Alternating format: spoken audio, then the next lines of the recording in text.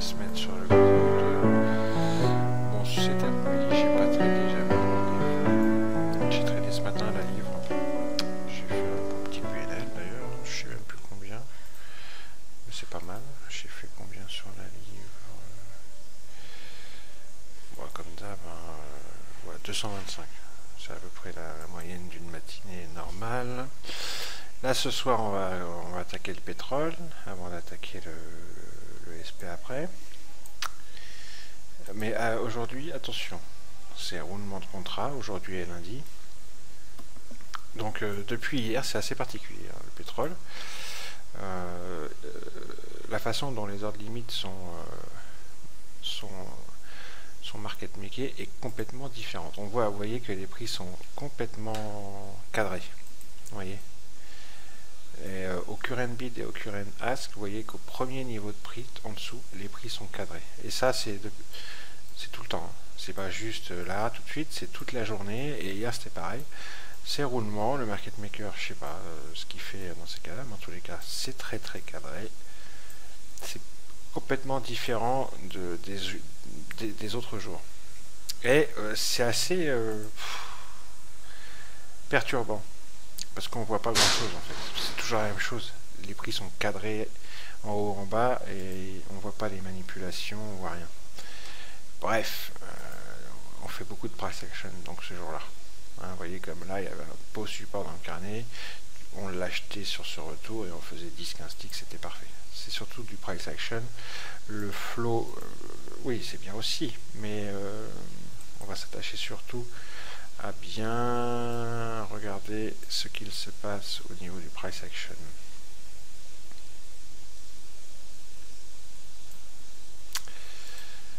Ok, surtout que comme c'est roulement, d'ailleurs on va regarder un truc. Voilà. Le contrat N sur lequel on était jusqu'à présent a fait 160 400 K de volume. Alors que le contrat Q, qui est le contrat août sur lequel on doit rouler, a fait 2 fois plus. Donc tout le monde est en train de passer, et est en passe de passer, ou est déjà passé sur le Q, sur le contrat août. D'accord? Depuis hier, ça roule. Et il y en aura aussi lundi. Mais je pense que la majorité sera passée aujourd'hui sur le contrat août, sur le contrat Q. Et on voit qu'ils sont passés à l'achat. Hein, c'est une journée qui est montée tranquillement, sans faire d'à-coup. Voyez. Donc ils ont acheté du pétrole toute la journée avant que cela roule.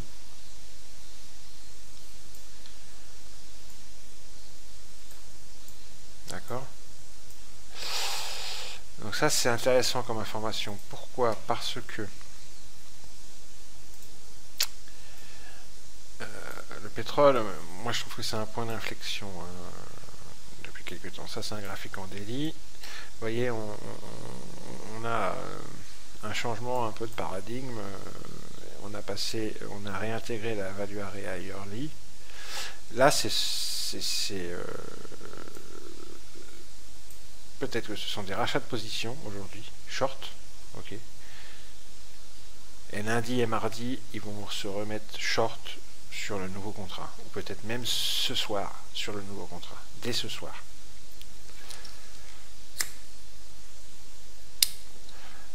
Donc il faut surveiller.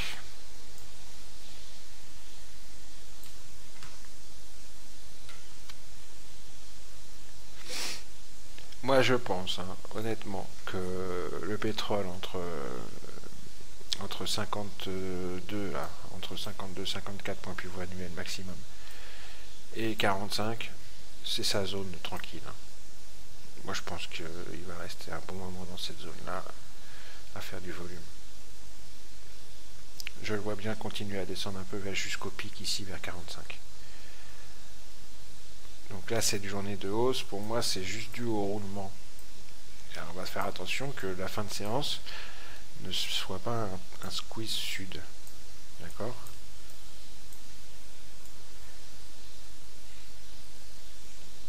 On va voir, parce que ça peut aussi très bien clôturer au plus haut.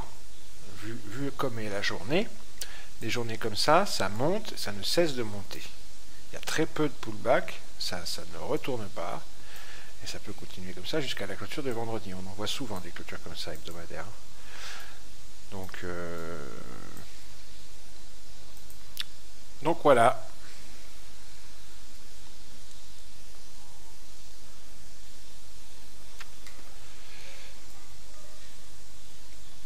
De toute façon, en tous les cas, il va falloir faire attention parce qu'il y a une grosse zone de single entre 48,40 et 48,50 ici, là, dans cette zone-là. Si jamais on squeeze nord, de toute façon, ça irait pas bien haut à cause de ça, je pense. Sans compter le VWAP mensuel à 77 ici. Enfin, c'est déjà pas mal comme amplitude. Hein.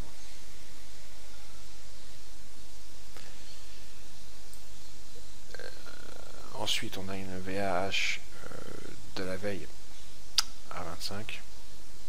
On y est presque. Ça a déjà bloqué ici. Avec une petite zone de single entre 25 et 30 ici. Là où il y a les 135 contrats, vous voyez. On a déjà rejeté tout à l'heure dessus. Un petit peu en dessous. On a rejeté la value area de la veille et la zone de single.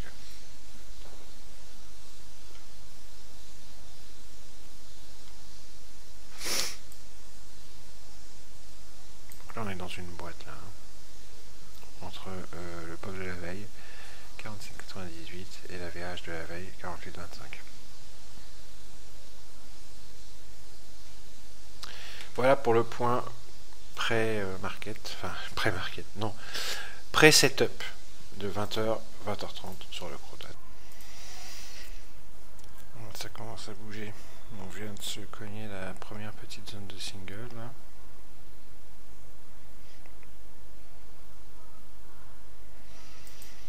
Comme tout à l'heure.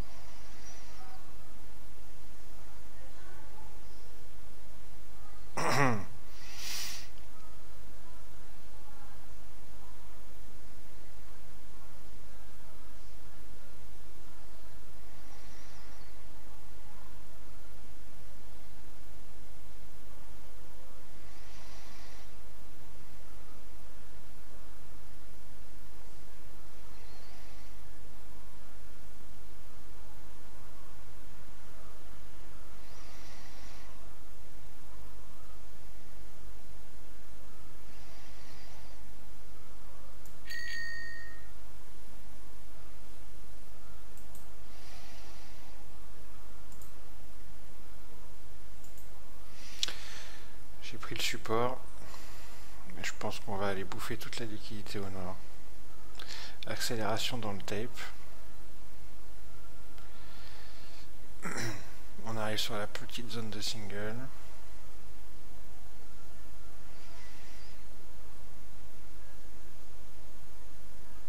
Ça se pouffe sous les prix. Je vise le bas de la zone, de la grosse zone à 48,40. Peut-être même qu'on va rentrer dedans. Et après je vous montrerai un autre graphe que j'ai sous les yeux, très intéressant.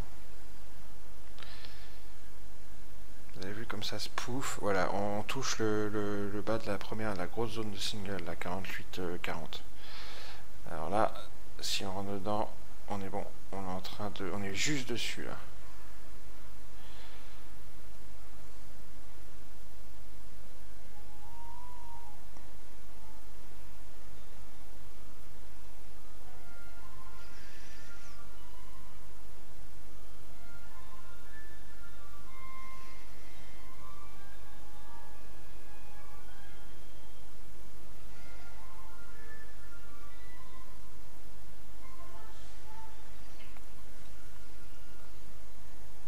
Si on rentre dedans, on est bon, mais pour l'instant, ça passe pas.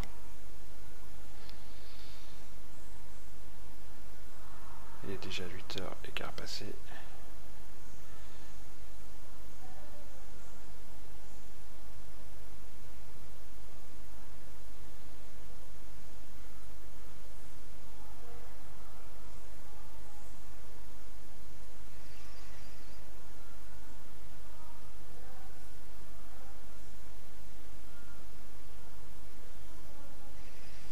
Là, on est posé sur la petite, le haut de la petite.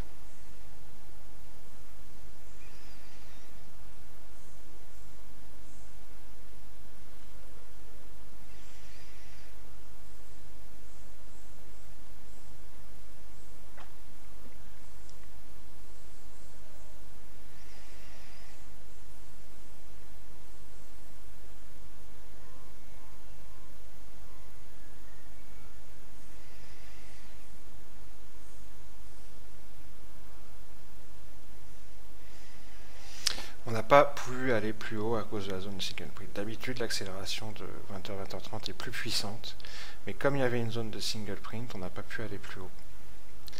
Et c'est plutôt embêtant.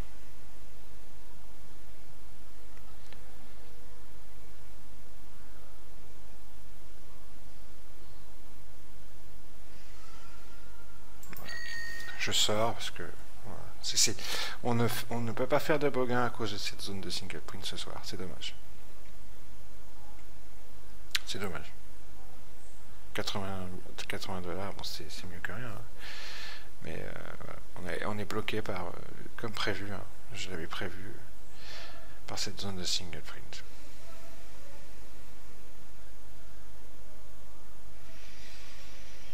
C'est bien dommage.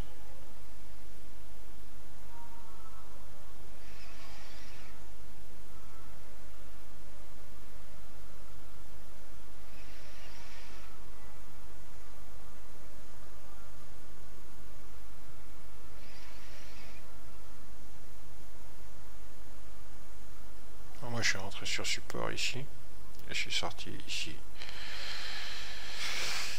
J'aurais pu sortir là-haut, hein, mais je me suis dit peut-être qu'on va rentrer dans la zone et aller plus haut, mais non. J'ai tenté, hein, c'est pas grave.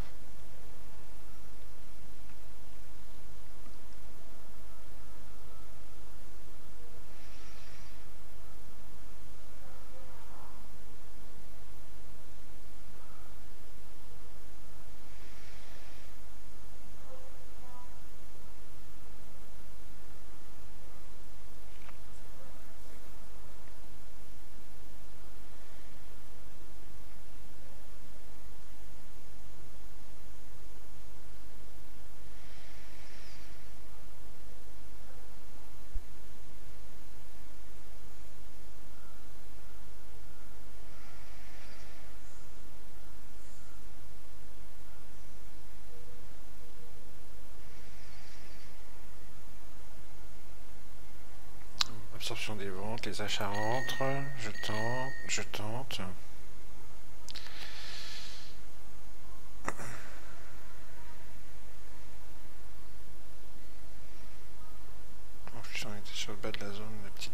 single qu'on avait là avec une balance longue dans le footprint. Si on remonte, est-ce qu'on va se cogner à nouveau à la zone ou est-ce qu'on va rentrer dedans? Telle est la question.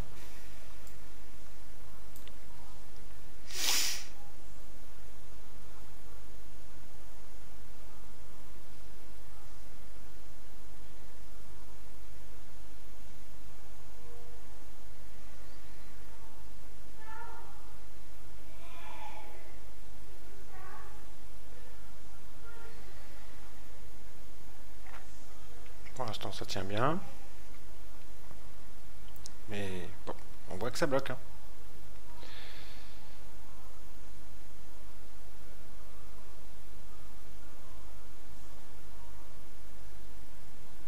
Voilà, allez.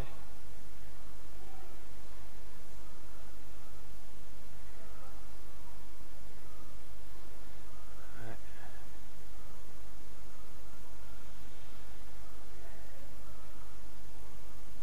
Petit spoof.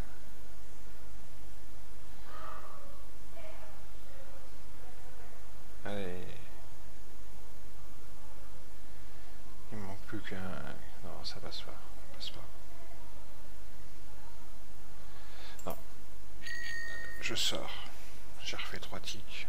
Ouais, c'est ça. Ça passe pas. Ça passe pas. J'ai pas du tout envie de faire un tick de perte. Tu vois, sur des trucs, sur des bêtises comme ça, sur un roulement de contrat. Donc je sors tout de suite. Dès que je le sens plus. Peut-être j'ai tort, mais tant pis. Bon, bah, maintenant ça va être compliqué. On va rentrer quelque part, il est presque 8h30. Ça va être compliqué.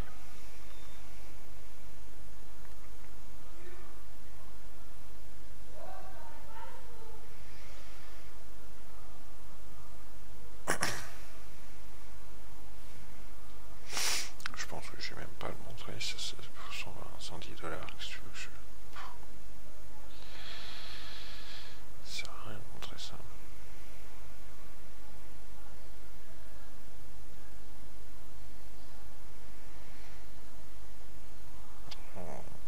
On vient se recogner. Là, on rentre dedans, là.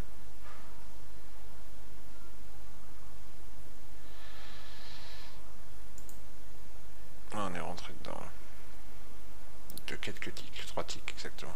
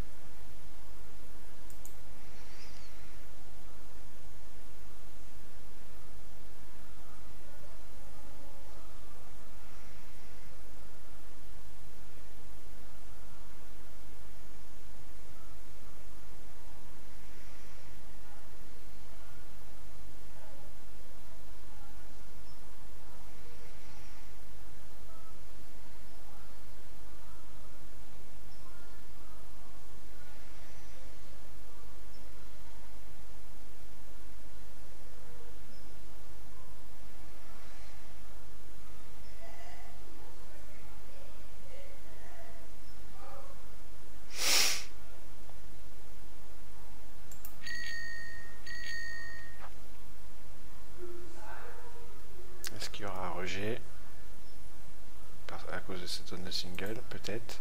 Ça peut descendre très vite de 15-20 ticks.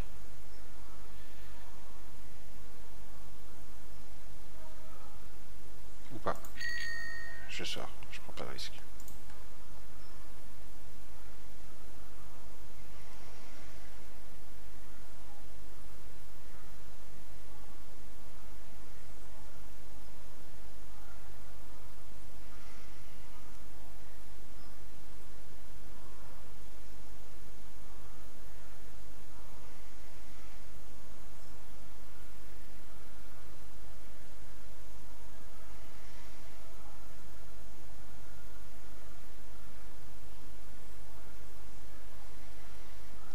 pas facile ce soir à cause du roulement. C'est vraiment tout simplement à cause de ça.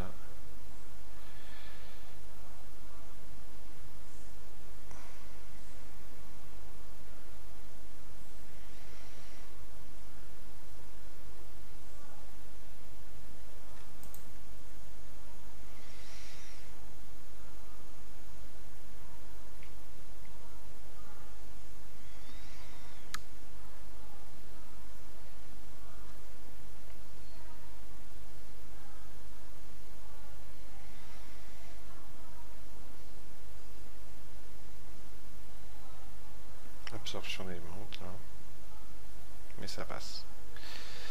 Ça passe, les vendeurs arrivent à passer pour l'instant. Dernière limite, s'ils passent en dessous ça, ils auront gagné. Pour l'instant ils passent pas. Ils sont absorbés. Les acheteurs commencent à rentrer. Les acheteurs commencent à rentrer. Alors là, c'est un joli trade. Je vais sortir tout là-haut si je peux. Et je vais revenir dessus après. Parce que c'est typique. Voilà. Là, voilà, je suis pas gourmand. Moi, je suis sorti. Hein. Bon, alors ça, c'est typique, les amis. C'est typique. Et franchement, on l'a vu en temps réel, c'est magnifique. Je sors mon petit Epic Pen. Vous allez voir. Je vais vous montrer. Oui, je pense que vous l'avez vu, hein, de toute façon. Pour ceux qui connaissent un peu le flow, l'order flow, c'était vraiment très très joli. Hein. C'est ce qu'on recherche quand on arrive sur un support dans le carnet. C'est exactement ce qu'on recherche. Hein. Alors, regardez. Je vais friser le TEP grosse main. Parce que je suis rentré grâce à lui. Qu'est-ce qui s'est passé quand on est arrivé ici sur le support? Le même support que là. On est arrivé sur ce support. Ici, dans le carnet, il y a un support. Ok? D'accord? On le voit. Ok. On a vu que les vendeurs, alors exactement dans le tape, c'était ici, à ce moment-là, à 20h26, on a vu ici les vendeurs dans le tape de grosse main, à 18h26, ici.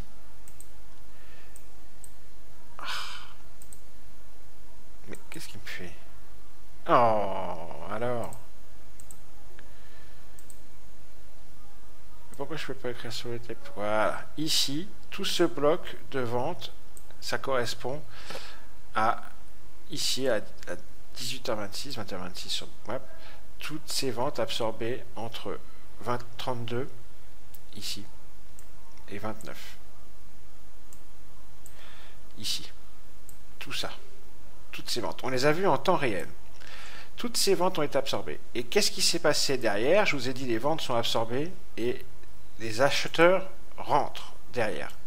Il s'est passé derrière ceci. Regardez. Derrière cette absorption des ventes, on a eu ici les acheteurs au marché qui sont rentrés d'une façon très agressive. On le voit bien. On voit qu'il n'y a que de l'impression acheteuse avec des grosses tailles de contrats. Et on le voit aussi dans Bookmap avec les volumes dots jaunes. Ok? Ça, quand on arrive sur un support dans le carnet, c'est ça l'order flow. Ça, c'est une absorption. D'accord? Une absorption des ventes ainsi qu'un épuisement de celle-ci et l'entrée très agressive du camp adverse, c'est-à-dire des acheteurs au marché. Et ça, c'est magnifique. Et ça, ça s'apprend, d'accord? ça s'apprend, chaque actif est différent, et ça s'apprend à des heures différentes sur chaque actif. Il se passe des choses comme ça très intéressantes. Il faut savoir où, quand, comment, il faut savoir quoi regarder. C'est très intéressant. Je vous montre autre chose. Un autre graphique que j'avais au-dessus de mes yeux. Bon, alors un footprint classique, certes, nous montre également de belles choses, hein. D'accord, vous connaissez, un balance longue dans la queue sur zone de single print, hop, et ça part. Ok, ça, ok. Mais, hormis les tapes et le carnet de Atas que j'ai là, qui m'ont aidé, le tape d'Atas, là, en l'occurrence, le tape grosse main, celui-ci, que j'ai réglé pour filtrer tous les ordres au-dessus de 25, m'a aidé énormément dans la prise de ce trade. C'est quasiment que au tape que j'ai pris ce trade. Au tape et au price action, c'est-à-dire le support dans le carnet qu'on avait. D'accord? Et ça continue à monter. Mais Atas m'a aussi aidé avec un autre graphique, c'est celui-là. Et je parle d'Atas parce que je refais un webinaire lundi soir à 21h avec JP Ferrat à propos d'Atas pour parler un peu des outils que j'utilise dessus. Voilà, regardez ça. Ça c'est mon graphique du CRUD sur Atas avec deux indicateurs que j'adore, c'est le Big Trade et le Cluster Church. D'accord? Et regardez ici, ce que j'ai vu dans le tape, on le voit ici, c'est ici. D'accord? Je suis rentré ici long et sorti ici short. D'accord? J'ai acheté ici. Regardez, on voit les ventes qui sont absorbées. Je vais resserrer un petit peu. Desserrer, dézoomer, pardon.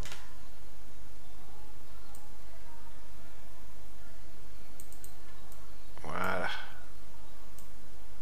Il n'y a pas de footprint sur ce graphique, il n'y a que des bougies et le Cluster Church et le Big Trade. Voilà. Et l'order flow indicateur qui me montre les achats au marché qui sont frappés. D'accord? C'est tout ce qui sort là. Ok. Donc le tape il m'a montré ça et je l'ai vu en temps réel sur le graphique de Atas. Toutes ces ventes absorbées. Ok. Et derrière, ce Cluster Church, ça veut dire que les acheteurs commençaient à rentrer. Et ça, c'est Big Trade bleu. Ce sont les acheteurs au marché également qui continuent à rentrer. Ok? Et c'est là que moi, je suis rentré. Ici. Au moment de cette absorption des ventes, et quand on a commencé à changer de bougie, et que le Cluster Church montrait que les acheteurs commençaient à rentrer. Je suis sorti ici, mais j'aurais pu attendre. Regardez ce petit retour, cette queue ici, sur la zone où il y a les gros achats, ici. On se trace un rectangle, c'est une zone de supply. Ok. Quand on arrive sur la zone de supply, la bougie ouvre, elle fait une queue dans la zone de supply, on achète, d'accord, et on sort au plus haut. Ça, c'est un graphique excellent. Et en plus, on voit que la bougie accélère parce qu'elle est jaune et c'est une accélération du tape. Et les volumes aussi. Volume accélère, tape accélère. Tout est dedans, tout est là.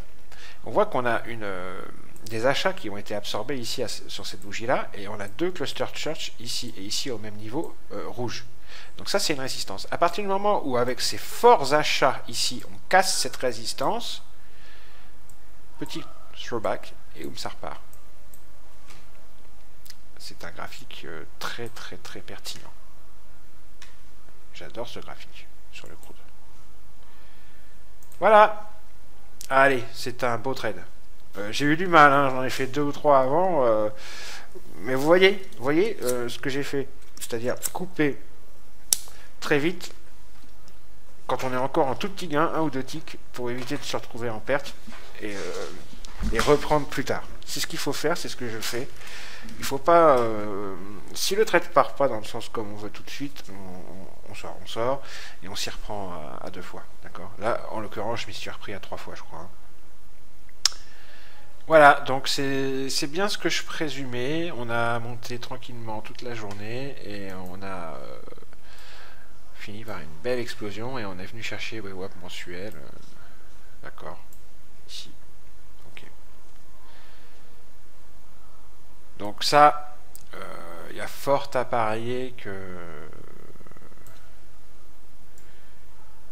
je vous dis hein, que le CRUD s'amuse comme ça longtemps entre dans cette zone-là. Je pense. Je pense que la semaine prochaine, on pourrait voir le CRUD repartir un petit peu au sud. Mais ouais, je vais pas m'avancer, c'est pas mon, ça c'est pas mon truc. Je suis pas doué pour faire des prévisions comme ça. Allez, ciao. Je vais peut-être faire le petit setup de close sur le SP ce soir. Bon, je vais le faire peut-être tranquillement dans mon coin. Je sais pas, on verra. De toute façon, voilà quoi. Ciao. Et n'oubliez pas que lundi soir, je ferai une petite vidéo, je vous donnerai un lien pour vous inscrire. Je fais un webinaire, c'est mon second webinaire à propos de la tasse. Je vais montrer les graphiques que j'utilise dans la tasse, je vais montrer les outils que j'utilise dans la tasse. Bon alors, c'est pas un secret, hein, vous savez que j'utilise surtout le DOM, les tapes, mais j'utilise aussi quelques graphiques avec quelques indicateurs, je vous en ai montré là ce soir. Je vais les montrer, et je vais montrer comment ils fonctionnent en temps réel, hein, parce que 21h sur le SP, on sera sur le SP à 21h, alors donc entre 21h et 22h sur le SP, normalement ça bouge bien. Et puis voilà, je vous montrerai comment les outils fonctionnent en temps réel. Et moi je serai sur mon compte réel, si jamais je vois un truc à prendre, je le prends. Il n'y a pas de souci. Hein. C'est pas le but du webinaire. Le but du webinaire, c'est de présenter les outils. Mais si je vois un beau truc à faire, je le fais. Hein. En réel, direct et en live. Moi, ça me pose pas de soucis. Hein. Allez, ciao, à lundi, donc 21h pour le webinaire. Jean-Pascal Ferrat va me filer un lien pour l'inscription. Je referai une petite vidéo dans le week-end où je mettrai le lien.